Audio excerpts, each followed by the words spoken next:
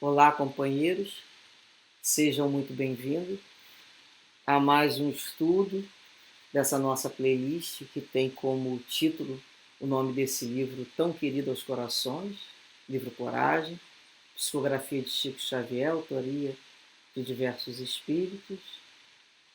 Pedimos sempre a Deus muita coragem, mas muita compreensão nesses estudos, muita serenidade, para que possamos transformá-los em luz dentro dos nossos corações. A página de hoje, do querido Espírito Emmanuel, tem como título Na Hora da Paciência. Olha que título, né? Na Hora da Paciência. E ele nos diz assim: quando os acontecimentos surjam convulsionados, compelindo-te a seguir para a frente, como se estivesse sob a tormenta de fogo, quando a manifestação da crueldade te faça estremecer de sofrimento, quando o assalto das trevas te deixa as forças transidas de aflição, quando o golpe em teu prejuízo haja partido das criaturas a que mais te afeiçoas, quando a provação apareça a fim de demorar-se longo tempo contigo em função de doloroso burilamento,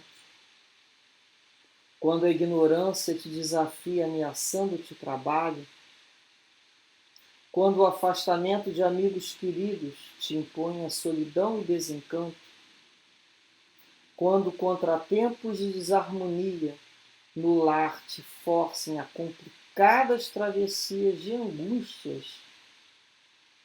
quando a tentação te induz à revolta e revide, na hora em que a injúria te cruze os passos, quando, enfim, todas as tuas ideias e aspirações alusivas ao bem se mostrem supostamente asfixiadas pela influência transitória do mal, então haverás chegado ao teste mais importante do cotidiano, a configurar-se no testemunho da paciência.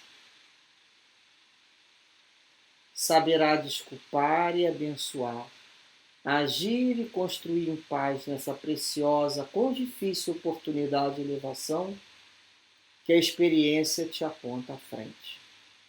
E não digas que a serenidade expresse fraqueza ante os cultores da violência, qual se não tivesse brio para a reação necessária, porque é preciso muito mais combatividade interior para dominar-se alguém ao colher ofensas e esquecê-las do que para assacá-las ou devolvê-las a detrimento do próximo.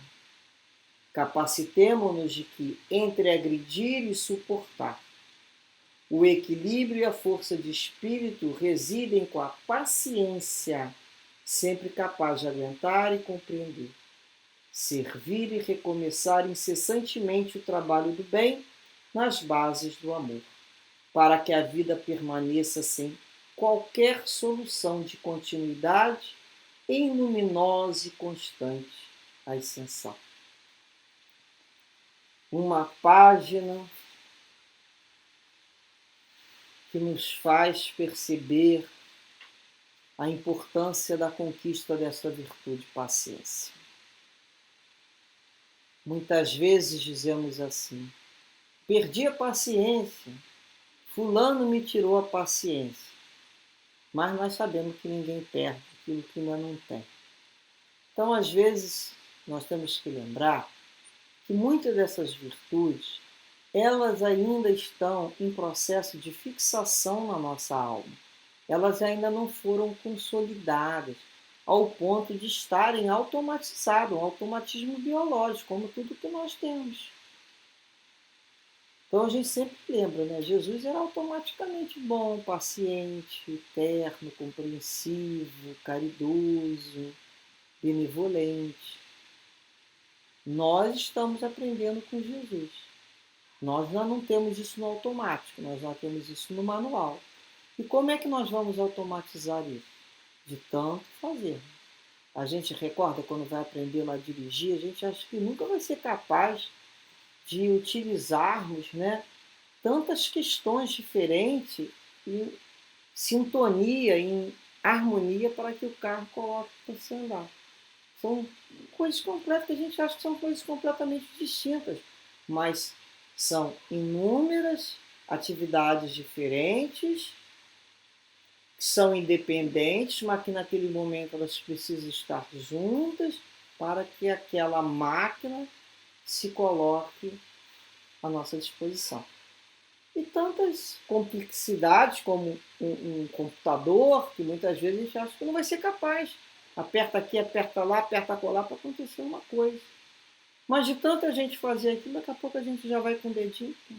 Quando você aprende piano, primeiro você aprende 7 notinhas e fica lá no mi, dó, né? Fazendo aquela pica-pau, outras letrinhas mais simples, até que com o tempo você vai aprendendo nova e vai aprendendo a utilizar todas para que execute aquela obra. Como um concerto. Cada instrumento individualmente, mas naquele momento o maestro sabe colocar todos para a execução daquela obra, digamos assim. A gente fala, nossa, coisa magistral, não é mesmo? Um concerto. Então ele fala aqui que a gente, da mesma forma, nós vamos, para fazermos a luz da paciência dentro de nós, são inúmeros detalhes que a gente acha que um não tem a ver com o outro, mas tem sim. Toda vez a gente tem que lembrar, eu não estou querendo aprender a ter virtude da paciência. Eu não estou querendo aprender a desenvolver a tolerância, um pouquinho mais de calma, a indulgência. Então eu vou passar por mecanismo que faça aquilo repetidamente. Primeiro eu tenho a nota errada, dou a nota errada, até que eu entro naquela de tanto querer e desejar e com boa vontade, coloco lá, né, o marcador de compasso, eu vou entrando naquele compasso.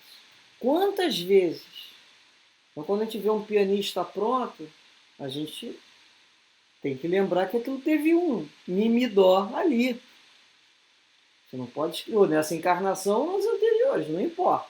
Mas que tem um início, tem um início. Então somos nós na conquista da paciência. A gente está ali no mi-dó. São várias situações, vai ter que ser repetido até aprender todo. Até que isso se automatize. Até que a gente já veja isso de uma outra maneira. Então ele fala, tem situação de crueldade que nos estremece. Não precisa ser vivenciado pela gente, não. A gente, né, vê o outro passando por uma situação, a gente escuta um caso, aquilo, a nossa alma, quando já se afastou desses movimentos de violência, aquilo nos estremece. A gente olha quantas vezes, né, o assalto das trevas vai nos deixar em aflição, a aproximação das trevas. Por que acontece essa aproximação das trevas? Para colocar em condições de resistirmos, para nos testar a nossa fé, para nos testar o discernimento e a gente perceber, não, isso não é de Deus, isso não é de Jesus, isso não é mais o caminho que eu quero. Eu não compatibilizo mais com isso aqui não é meu. E a gente entra numa prece e pede, né, que aqueles amigos que estão ali buscando nos perturbar muitas vezes, não é que eles sejam destruídos e eliminados. Não é mais esse pensamento. A gente já imagina Jesus pedindo a Jesus que eles possam ser encaminhados pelos amigos espirituais para uma casa espírita, onde vão receber ali do núcleo espiritual daquela casa palavras que os faça pensar, assim como nós recebemos palavras que nos faz pensar e modificar. O mesmo direito eles têm, mesmo direito que a gente. Todos somos filhos de Deus.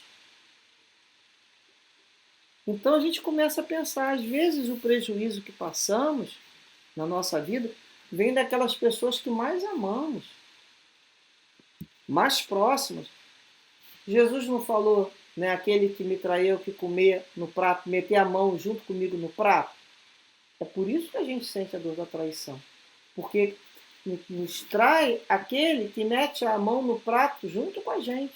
O que é meter a mão no prato junto com a gente? É que está mais próximo.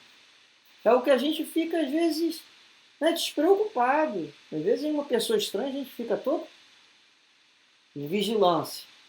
Mas os mais próximos a gente relaxa. Como se nós estivéssemos vivendo num mundo onde só tem anjos, santos. Não é nada disso, são pessoas como a gente. Nós vamos sofrer isso.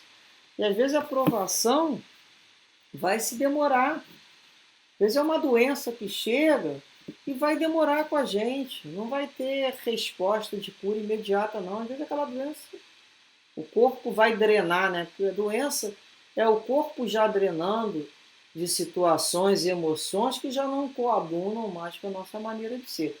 Mas já algum dia já fizemos. Marcamos lá o campo perispiritual.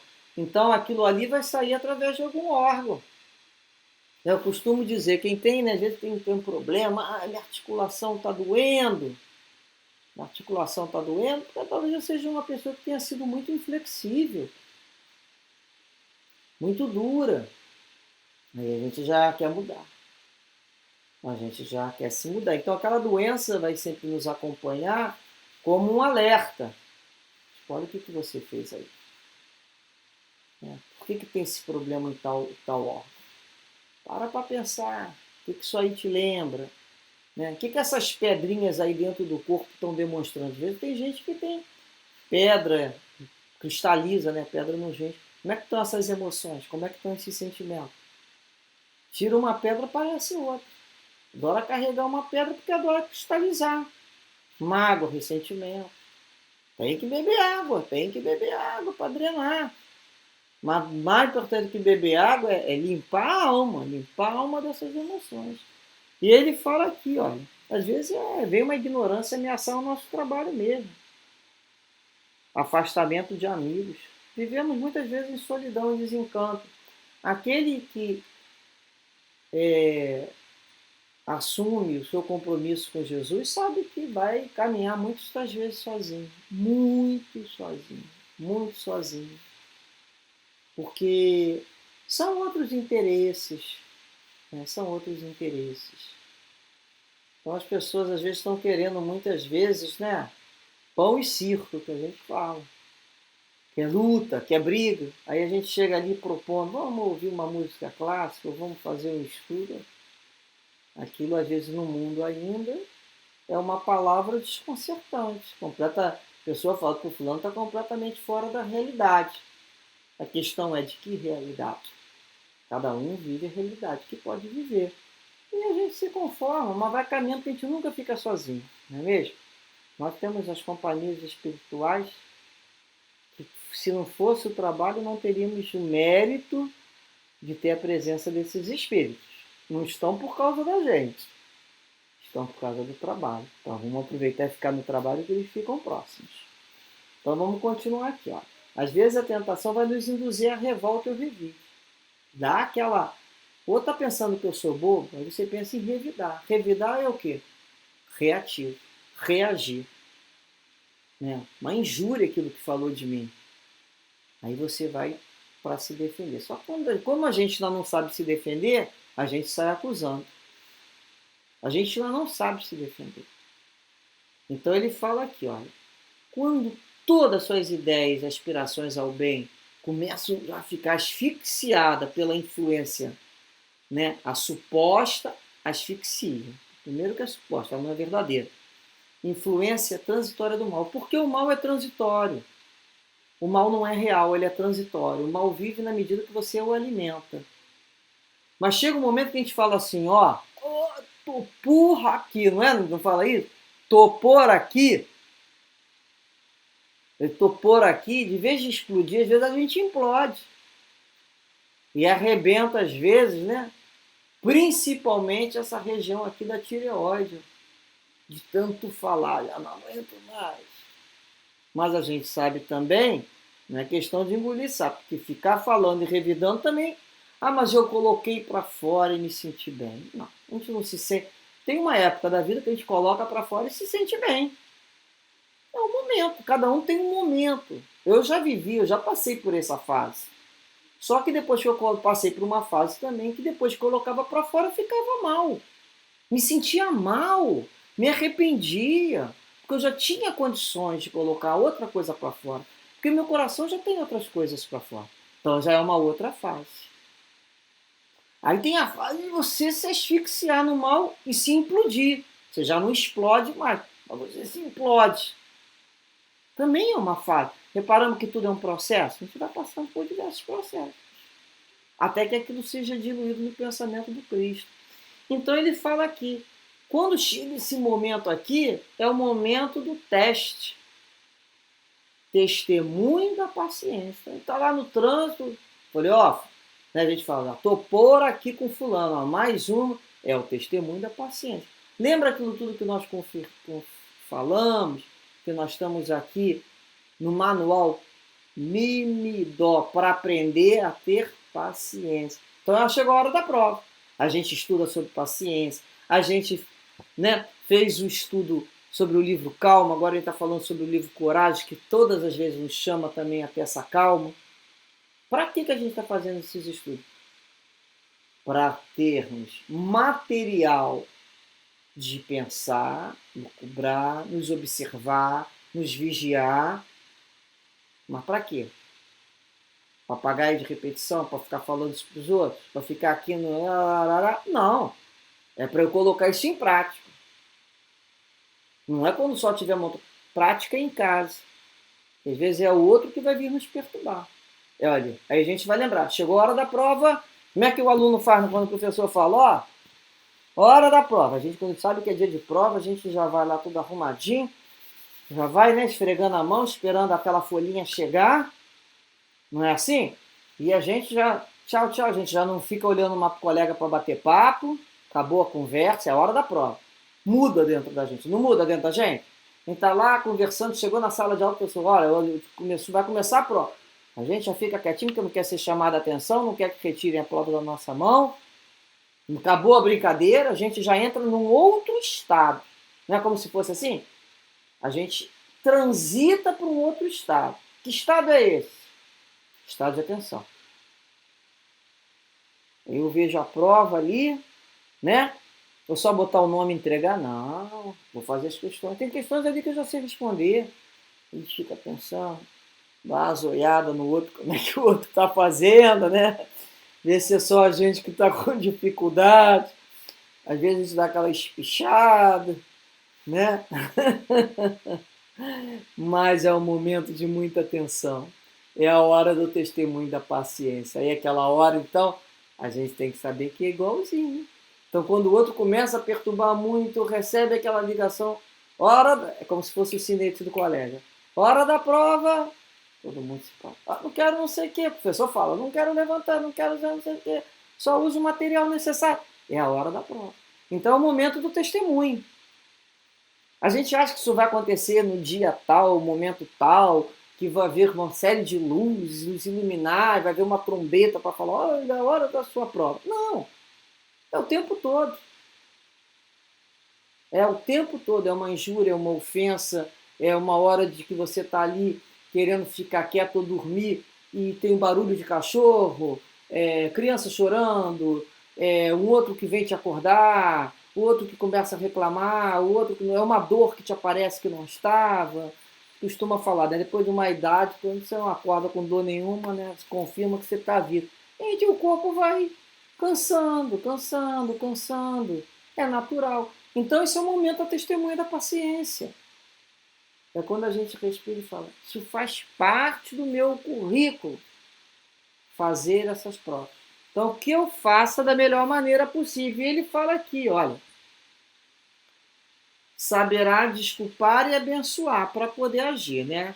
Aproveitar essa oportunidade. É uma oportunidade de elevação que você vai estar tendo ali. E eu adoro essa parte que fala aqui. Não digas que a serenidade expresse fraqueza ante os cultores da violência como tivesse brio para a reação necessária. porque é preciso muito mais combatividade interior para dominar se alguém ao colher ofensa e esquecê-la, do que assacá-la e devolver. Olha, é muito mais difícil. Eu costumo dizer, né, eu fui criado, no tempo que era criado, aquela garotada toda lá na rua. Então, a gente aprende tudo que é resposta, aqueles modelitos, e responde, né? E pá, pá, pá, pá, pá, falou isso, responde isso. A gente já fala, né? Sou rápida no gatilho. E tem um momento que a gente fica até orgulhoso da gente, parece uma metralhadora. Falou, levou, hein? Falou, levou, falou, levou. Resposta na ponta da língua. Ih, ficou no ar, não sabe responder não, né? Ih, fulano é bobo, não sabe responder, escutou aquilo ali calado, a gente não falava assim? Aí ele aqui nos fala, né? Só que chega uma hora que quando a gente fala, a gente já não se sente mais bem, né? Foi o que a gente estava conversando. Então, essa serenidade não é fraqueza. Porque uma coisa é você se calar porque é uma pessoa medrosa. Você tem medo do outro, não consegue nem encarar o outro no olho porque o outro te dá medo. São pessoas que são medrosas. Aí você fala, nossa, fulano é tão sereno, é tão pacífico. Às vezes não é, não. A gente não sabe no fundo daquela água parada a quantidade de lodo que tem. Porque às vezes não tem coragem de, de enfrentar o outro, nem verbalmente, nem visualmente, nem em termos de movimento, se separa, foge. Mas aqui a gente está falando daquela situação. Já tivemos encarnações do medo, já tivemos a encarnação de enfrentar o outro, levantar a espada, né? E sair, vem quente que eu venho fervendo, não é assim? Me vem com uma que eu venho com três, e aquilo tudo era muito rápido. E aí é chegado um outro momento, né, que o Espírito é convocado, né, com Jesus. Guarda a tua espada, foi o que Jesus falou para Pedro, quando ele ali fere a orelha do soldado Malco. Embainha a tua espada, porque você vai ser ferido com aquilo que você feriu. Seremos feridos por espadas. Então é quando a gente lembra da lei de ação e reação. Então vai e vai voltar. Não adianta reagir. Então às vezes a gente tem que aprender a terminar o mal. Terminar o mal na gente. Lembra aquela brincadeira de criança? Você foi o último. Não, eu não sou. Aí pensa, vai, bate no outro, bate no outro. Ninguém aceita levar o último tapinha. Não tem aquela brincadeira? Quem que vai aceitar teu último tapinha? O que for uma armadura. O que já tem condição de entender que aquilo é bobagem. Aquilo é uma bobagem de desequilíbrio. Já podemos ser nós a levar o último tapinha? Ah, já podemos, já temos essa condição. Deixa o outro ficar feliz dando o último tapinha na gente. Deixa o outro ficar feliz achando que ele é o verdadeiro corajoso. Porque aqui fala, olha,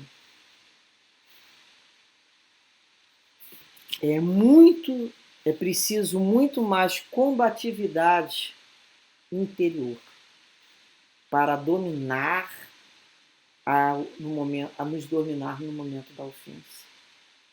É muito mais difícil colher a ofensa e ficar calado quando a gente tem a resposta na ponta da língua do que assacá-lo e devolver ao outro. Então, se antes a gente se achava forte devolvendo, hoje nós estamos buscando outro tipo de força. O autodomínio. Dominar essas emoções, esses impulsos, essa infantilidade ainda do espírito. Aí essa luta de braços e olhar e falar assim, não mais. Eu não sou mais de briga. Que seja o último tapa. Por isso nós vamos compreender Jesus com aquele ensinamento, né, da outra face. Porque ele já não iria responder na mesma linha. E enquanto você luta com outro, você entra na mesma faixa vibratória daquele tipo de espírito. Nós já não queremos mais isso. Nós queremos paz. Nós queremos tranquilidade. Então, é muita combatividade interior. Por quê? Porque dentro de nós trazemos de outras reencarnações verdadeiros guerreiros, almas que foram guerreiras. Eu sinto isso em mim, eu fui certamente guerreira.